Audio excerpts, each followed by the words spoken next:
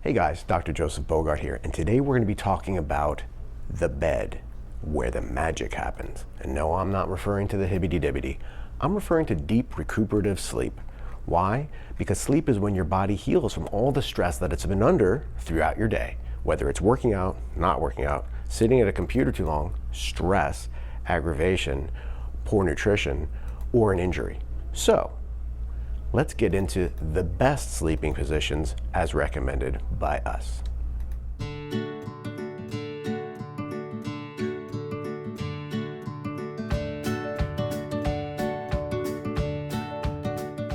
Hey guys, Dr. Joseph Bogart here, and I've got this arrangement of pillows on my floor so I can show you a really good way, actually several good ways, to get comfortable and to sleep really, really well. Why?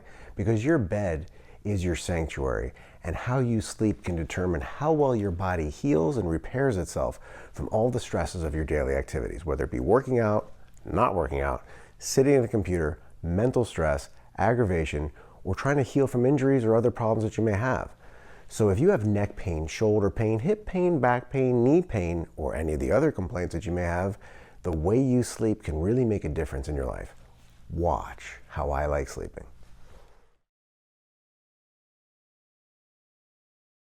Let's say you're a side sleeper, or you're trying to become one.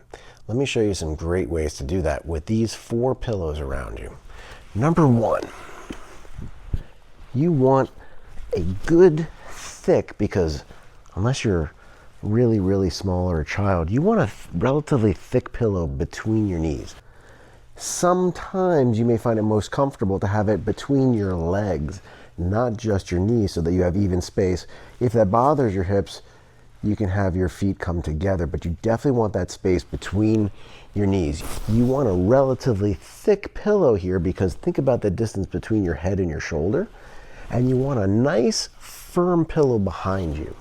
The reason you want that pillow behind you is it gives you the opportunity to lean back. So I'm kind of on a diagonal. What that does is it keeps my shoulder that's on the bottom from crunching up and squishing. That also pinches the nerves, arteries, veins, and other stuff in your neck and in your shoulder. And oftentimes people wake up and they can't move their shoulder for a while. They can't turn their head.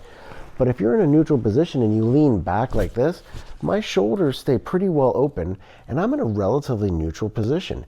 And it's very comfortable. This pillow in front of you, you can choose to hug it. You could rest your arm on it. You could do whatever makes you comfortable. But the nice thing about having a pillow on this side of you here is that, let's say in the middle of the night, I decide to roll over. Now I'm going to use this pillow behind me to lean on. And what that does is it allows my shoulders to stay more neutral and more open. It's very comfortable. Most people who do this will find that they're able to sleep through the entire night without moving, because they're very comfortable. They don't feel that there's pressure point that they need to relieve or have to move around. You may find you want a thin little pillow, something like this, and you can put your arm on it here. That supports this shoulder here and also keeps it from rolling forward. So 4 pillows, maybe a 5th. A lot of people, when they're lying on their side, have a tendency to have a pillow that's too thin, which lets their head go over this way. Or sometimes it can be too thick, which pushes their head up this way. You want to make sure it's pretty neutral. And a lot of times you'll see people, they'll curl their hands up like this, or they'll do things, but look at my shoulder now. This is all scrunched up, especially if I'm directly on my side. This is crushing everything all together, and it's not exceptionally comfortable, which is why if you have a pillow behind you, you can now lean on it. And what that does is it opens up the shoulder girdle, but I'm still technically on my side. I'm not flat on my back, but I'm not crushing this whole shoulder area here. This is a really neutral position. I, as well as probably thousands of patients of mine that I've told this to, will go to sleep and wake up in this same position, feeling very well refreshed and very comfortable. The pillow between the knees or the pillow between the legs, depending on your personal preference, like this, keeps everything in a relatively neutral position for the lower back and pelvis, which helps people with hip pain, knee pain, and back pain.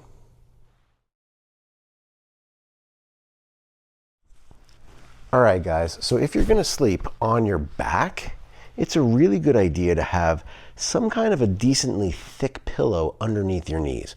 Why? Because when you bend your knees slightly as opposed to having them straight, you take stress out of your lower back. I also like to have 2 pillows on either side because this seems to be a very comfortable position to rest your arms. For those of you, especially if your pinkies and ring fingers tend to fall asleep because your elbows cut it off, keeping your hands on pillows like this can be very, very comfortable. If you're going to be on your back, this pillow that goes under your head should be thin. Why? Because putting your head into flexion or bringing your head up with, say, I need 2 pillows, I'm a snorer, I snore, I have sinus issues or headache issues, and they put their heads up with a lot of pillows, when that does is it actually compresses the discs and irritates nerves in your neck. So what you want to do is make sure you don't have that by having a very thin pillow or no pillow. And if you need something, roll up a hand towel, put that underneath your neck to give you support for that C curve that you're supposed to have in your neck, and sleep with your head back.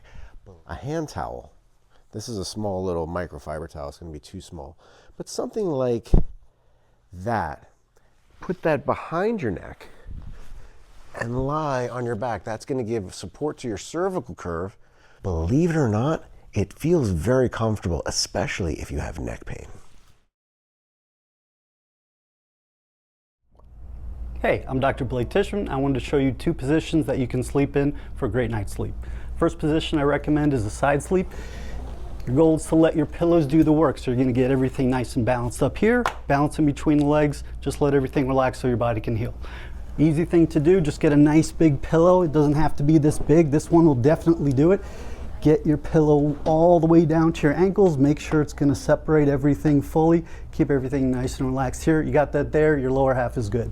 Here's the tricky part. You want to try and keep your shoulders 90 degrees. Most people are going to go here and then here. So here's what you do. You take your pillow and you take your arm and bring it down here, nice and 90 degrees. It may not feel comfortable at first. Put that here, try it. That's going to keep the shoulder good. For this arm, you're going to try and keep this shoulder in the same position, just nice and relaxed here. So you're going to keep your arm by your side. Like I said, right now it may not do that. Keep trying, the adjustments will get you there. Hey, I'm Dr. Blake Tishman. I want to show you how to sleep on your back for a good night's sleep. First thing you do, lay down on your bed.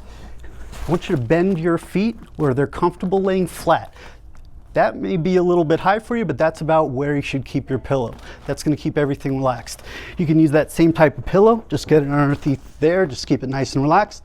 Your whole lower body's good after that. What most people do for the neck is they put something here for the head.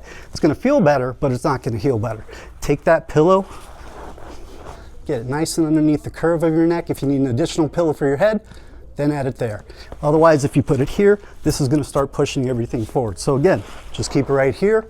You get in this position, you're going to have a great night's sleep. Tell me, well, doc, I have reflux, so I have to sit in an upright position so I don't get reflux. Well, this is not conducive to good sleep. There's a couple reasons. Number one, when your head is up like this, it's not getting the direct blood flow because it now has to work against gravity. The idea is that when you lie flat, you're actually getting more blood up to your brain, which helps get rid of toxins, plaquing. In fact, there are some studies that have found that it's actually better to sleep on an incline the other way. This way you actually have more blood flowing up towards your head. And when that happens, you're able to help your brain recuperate, regenerate, remove toxins and metabolic waste.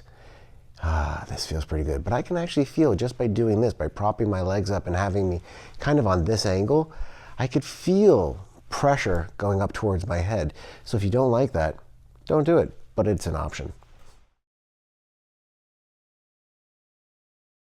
Of course, the absolute worst position you could sleep in is what I call the dead man or the chalk outline position, and that's usually on your stomach. It's very rare that anybody would sleep on their stomach like this or like this with their head turned, okay?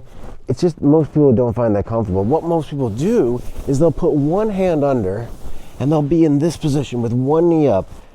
So they're in this, what looks like if you were to do an outline, like a dead man outline, in this kind of a position where you're still, if you look at my body, I'm technically on a diagonal.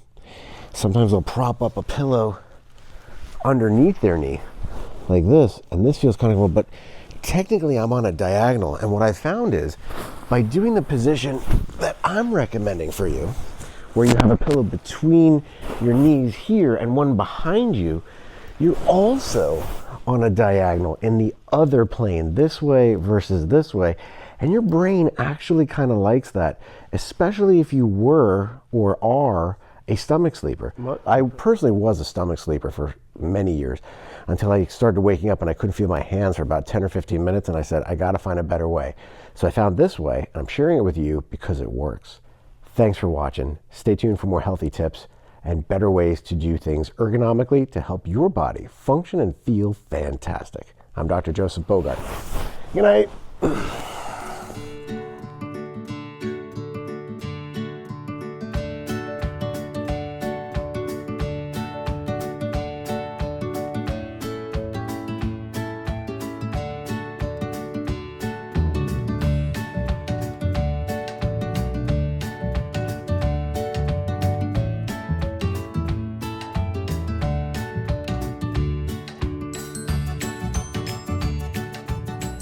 But out of all of these sleeping positions, which one is the best? The one that you get the deepest, most restful night's sleep in. It's a personal preference thing. However, the suggestions made in this video, I suggest trying them all for about a week and see which one you like the most.